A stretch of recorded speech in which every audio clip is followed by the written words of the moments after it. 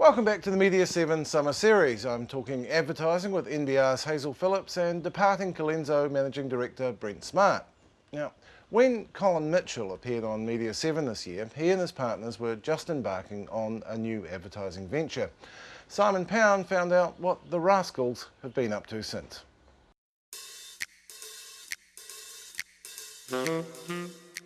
Rascals is a new advertising agency run by Colin, Alex, Leighton and Gilda. This isn't the first time that Alex and Colin have said they're going out on their own. You may remember them from the Mad Men stunt they pulled when they pretended to leave their old agency and then ran ads that would have been cool in the 60s. Not so today. This ad was widely judged as a joke too far.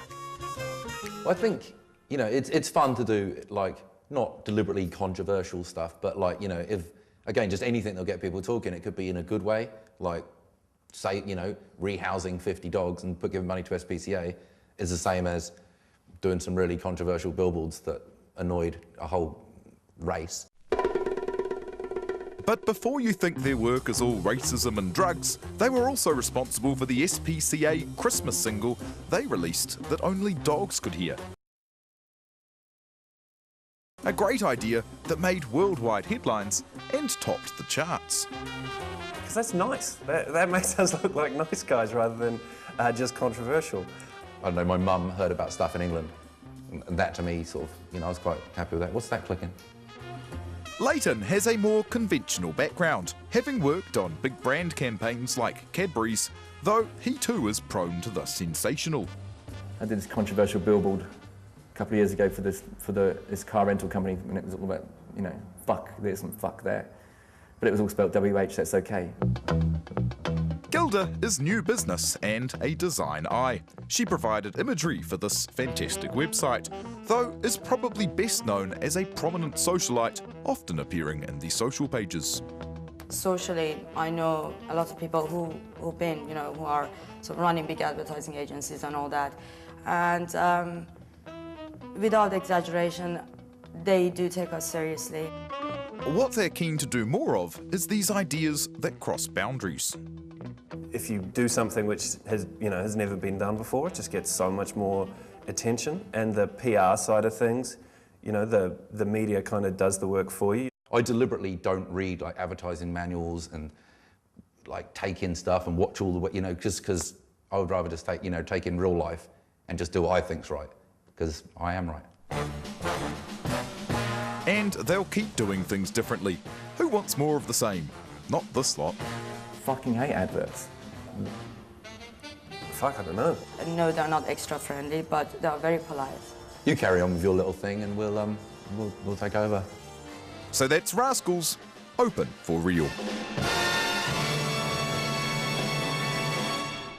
Simon Pound with that report. Well, Hazel, what do you reckon? The enfant terribles go independent because the man won't do it for them. Is it going to work for them? It's kind of dangerous, isn't it? Look, it could go one of two ways. I mean, they've got some crazy ideas that, you know, the city that only the dogs could hear, I think, was a fantastic thing. Sometimes some of it could be taking it a bit too far. You know, I've been fairly vocal in the past on the Mad Men stunt, the Mitchell and Dyer thing, which I thought was taking things a bit too far. But, you know, they've got that really cheeky... Well, you more or less busted them. Well, I did. I kind of ruined their parade. But, sorry about that. But, you know, some of their ideas are fantastic. You know, go for it. So, and a small agency, you know, there'll be some clients out there who want to go for a small agency and they'll want that kind of really naughty... How big a role do boutique agencies play in the industry? I mean, it's a romantic idea, but do they actually get much business? What kind of clients do they get? Well, they've always played a role, and if you, go back to Roger McDonnell, who we talked about earlier, he started a boutique agency 40 years ago, which is now a big agency, but they've always played a role, and there'll always be entrepreneurs in our business who want to go out and start their own thing and do their own thing, and certainly some of the greatest agencies in the world have started that way. I kind of get a bit sick of the sales pitch from the small agencies about, you know, when you go to a big agency, they won't care about you and you won't see the senior people and you won't get attention, which, to be frank, is just bullshit, because an agency like Colenso, where we're all passionate about the work, we all get involved and we all see clients and you know, I mean, that's just what you do in a good agency. So I think your sales pitch has to be more than we're small, we'll take care of you. And I think it's got to be about great work. And as long as those small agencies are focused on that, I think they can do incredibly well. And we're certainly seeing some small agencies do really well at the moment in New Zealand. So you haven't been tempted to run off? Oh, I've been tempted many times, but you know, the great thing about Colenso is it's given me, you know, I felt like an entrepreneur running my own business, and Rog has certainly let me do that. But also we do amazing creative work at Colenso, so you know, I don't have any frustrations whatsoever working there. And in fact, you know, the great thing about having a bit of size and a bit of scale is you can just hire some incredible talent, and I'm surrounded by just people every day who you know, inspire me. So for me, I haven't had to sort of leave. Do you think the smaller shops are going to become more relevant as, you know, if this is the case, as budgets decrease in the industry? I mean, if you're looking at, say, internet campaigns, they're much smaller budget-wise. They're you know, they're quite different than doing big TV campaigns. Yeah. Funnily enough, I think it's less about budget. I think the big challenge we've got in the business now is that, you know, what we used to solve with a print ad, we now solve with an incredibly kind of complex and layered and multi-dimensional online program. And I think that's the kind of challenge, especially for clients, is those sort of content-driven ideas and online ideas are incredibly resource hungry, because basically every day you need to change that content. You're in real time. You've got to respond to you got to respond to customers and consumers and have a dialogue, and suddenly you've got to open up the whole process. And that's really hard from a resource point of view. Doing print ads and tele ads is pretty easy from a resource point of view. You know, you crack it, you shoot it, you run it. Whereas when you start doing these kind of, you know, fluid online campaigns that shape and change shape, that's kind of hard, and that's going to be a challenge for smaller agencies, because how do you deliver those kind of ideas? Certainly, I think they have to collaborate with people and bring people in from outside the agencies who can help them build those kind of, you know, big content ideas. I get the impression, though, there's a lot of media publishers who would like to see you guys, you know, the advertising industry, crack online because they need the revenue. Yeah, well, I mean, I think we've certainly made incredible inroads to online, and if I look at our clients at Colenso, you know, everyone now is in digital, and you need to be, because it's where consumers are. I mean, if you're not there, you're just not having relevant conversations. So I kind of think that the move has been happening for quite a while. I think, you know, people who still call it a new media have got it completely wrong. It is a mainstream media where consumers are spending more time than anywhere else now. So, you know, I think we certainly have, I don't think we've cracked it, but we've certainly made some great inroads, and I think it's an incredibly exciting time to be in advertising, because the possibilities that digital opens up are just amazing, and you know, we've never had a bigger palette to work on creatively, so it's really, really exciting, and certainly it's great for agencies from a revenue perspective too, because suddenly we can make a lot more stuff in the agency that we used to hand out to TV production companies or photographers, or you know, that we're now doing that in-house with digital, which is kind of exciting for agencies as well. Well, we'll turn now to a man who was an innovator in his time. Media buying is perhaps the least understood sector of advertising for industry outsiders. So when I caught up with Australian industry legend Harold Mitchell, who virtually invented it across the Tasman, I had to ask, what is media buying anyway? Basically, it's consolidating a lot of money on the part of advertisers.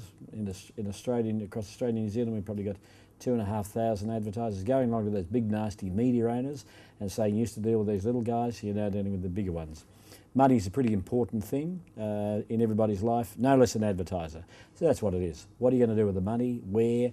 Not just television, newspapers, the whole new world of the internet, everything. It sounds like a job for people with spreadsheets. Russell, first thing we do is we get rid of the spreadsheets, and we try and take all of the gobbledygook out of it and turn it into just plain English, and that works pretty well. But there's no doubt there's a lot of analysis. That's a good thing to do, but plenty of common sense isn't such a bad thing at all in amongst it. But it's a world where advertisers want to get what's called a return on investment, and so amongst all of that, we've got to know about the numbers. You mentioned the likes of Kerry Packer in your book as a kind of soulmate. Is there something about Australian business culture that creates people like the likes of you, people with expansive personalities? You know, we spend 8 hours a day with the media. 8 hours of sleep, 8 hours working, 8 hours with the media. Well, not everyone works that much. and some sleep more. But that's a very big part of our life, and that's the way it's been for more than 50 years. And so the people that are involved with the media can control an awful lot. Politicians understand that, business understands that, and so the people that are on top of it, and it tends to be something of an ownership factor in amongst it, become rather larger than life, and that probably is what happens in most countries of the world. You're also someone, though, who's made a point of being active outside the media. You're on cultural boards, you've done political things. Why have you done that? Well, I was very successful at a very young age with the media buying business, and I got to the top of a big international firm that operated in Australia and New Zealand and around the world called Macy's, long since gone. And I was their top media man when I was just 33, and I thought, I don't think I want to work for a big international company. I think that we can be Australians and New Zealanders, and we can do pretty well, and I think I proved that that could be the case. And so I did, and I was very successful, and mostly because I could add up. You know, we talk about the spreadsheets. Big thing to be able to add up, so I could add up better than anybody. And so I got very good at it, made a lot of money, and was then really stupid, and I invested it in things which were dopey. In fact, I put that in the book that I wrote, and I invested in a thing called the Big Banana. Can you imagine that? It was a big theme park, big mistake. And so I got out of that and got back in, and always stayed in the business of media buying and everything that I knew, but I thought, if I've got plenty of energy, I don't think I'll muck it up again, so I better pour the energy into something else. So people in advertising are very good at the arts, because that's what a lot of people in the arts do. They work in advertising.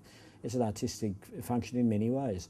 And so I got to the top of the tree in many of the arts in Australia. Chairman of the National Gallery, great gallery, owns Blue Poles and such like.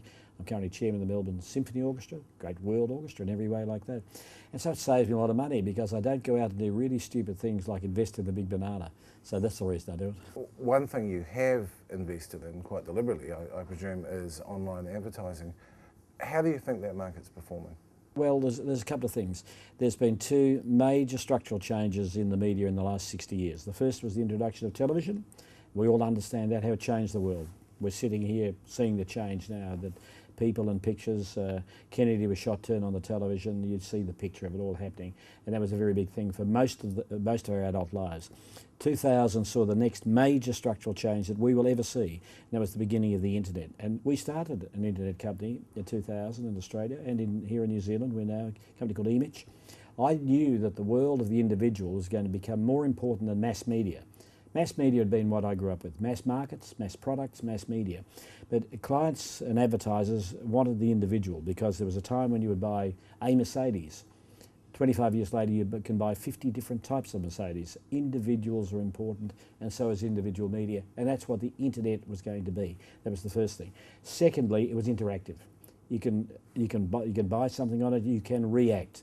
Now, with the old-fashioned media, if you like, it wasn't reactive like that. Perhaps a catalogue could do it. So that was going to be important.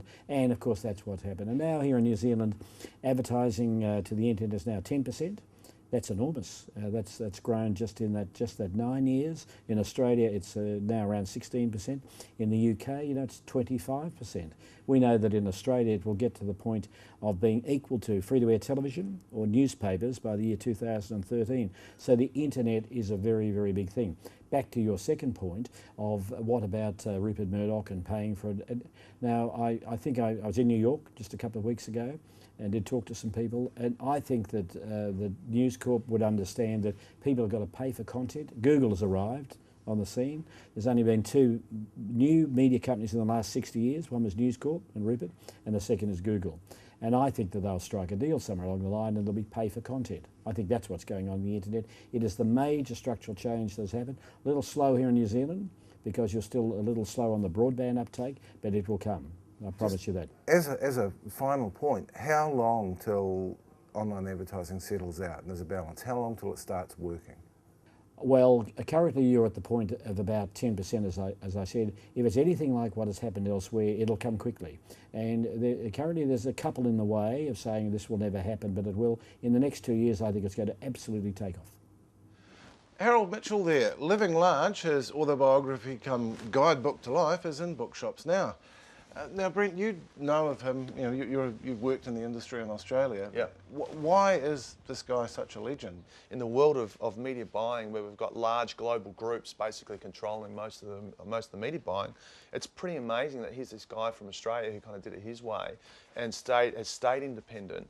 You know, it's quite an incredible story. So Harold's famous for his independence. He's incredibly, he's got big opinions about the media and where it's heading. And you know, it's amazing that he has for so long stayed independent and built such an amazingly big and robust business. He was the first one to separate it out. So Right. to do a separate media buying entity from an agency. So he had worked in other agencies in the media departments, but he was the first one to do a specific standalone media offering.